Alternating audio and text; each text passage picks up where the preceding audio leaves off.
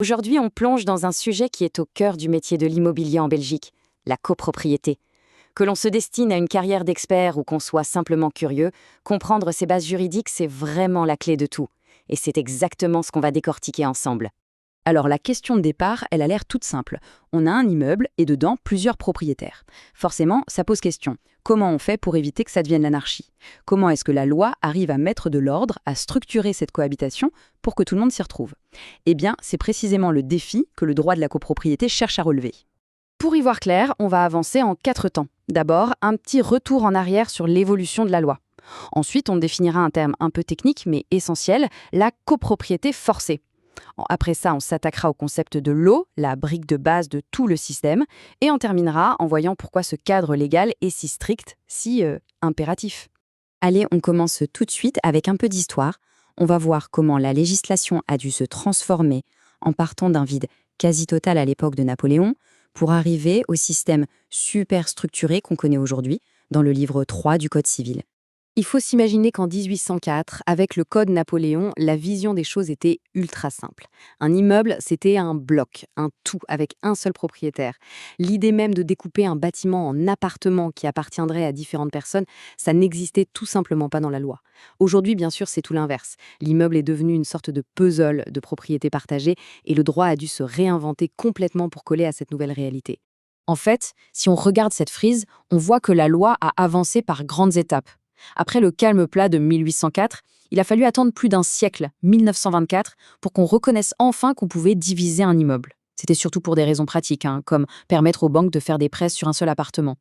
Mais le vrai Big Bang, le moment où tout bascule, c'est 1994. C'est là qu'on invente l'association des copropriétaires, l'ACP, et qu'on rend le syndic obligatoire.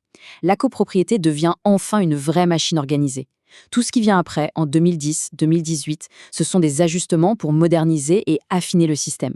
Et attention pour les futurs géomètres experts, s'il y a une date à graver dans le marbre, c'est 2010. Pourquoi? Parce que c'est là qu'apparaît l'obligation de faire un rapport motivé pour fixer les fameuses quotes-parts. Pour la toute première fois, la loi impose des critères clairs et objectifs. La superficie, à quoi sert le lot, où il se trouve. C'est vraiment à partir de ce moment-là que le rôle de l'expert devient central et que sa responsabilité prend une toute autre dimension. Bon, maintenant qu'on a fait le tour de l'histoire, on va se pencher sur un concept fondamental, la copropriété forcée. Et comme on le voit, ça va bien au-delà d'une simple histoire de voisins qui cohabitent. Alors, ça veut dire quoi, copropriété forcée? En fait, l'idée est assez logique. Les parties communes, comme le toit, les escaliers ou l'ascenseur, sont l'accessoire indispensable des appartements privés. Le mot important ici, c'est forcé. Ça signifie qu'on ne peut pas se réveiller un matin et dire « Tiens, je vends ma part du couloir, mais je garde mon appartement ». Non. Ce lien est indissoluble parce que sans les parties communes, les parties privatives ne valent plus rien. C'est ce qui garantit que l'immeuble reste un tout fonctionnel.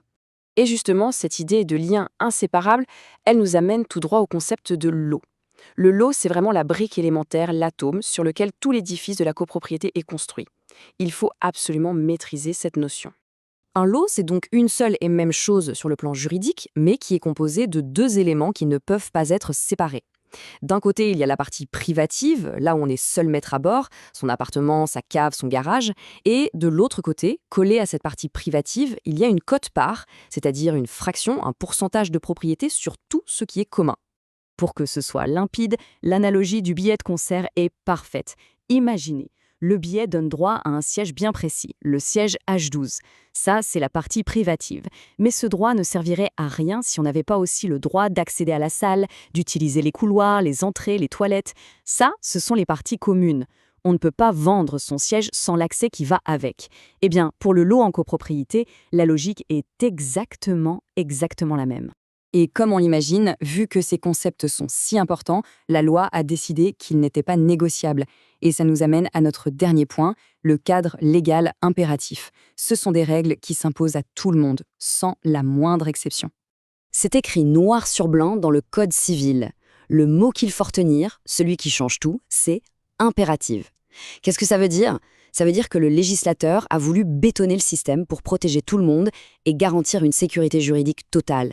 On ne peut pas y déroger, même si un vieux règlement de copropriété dit autre chose, même si tout le monde est d'accord pour faire différemment, non.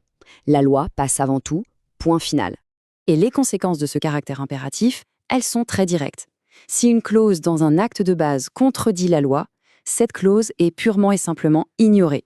En droit, on dit qu'elle est réputée non écrite, comme si elle n'avait jamais existé. La loi s'applique d'office, que les statuts de l'immeuble soient récents ou qu'ils datent de Mathusalem. Et c'est là qu'on revoit le rôle crucial de l'expert, notamment du géomètre expert.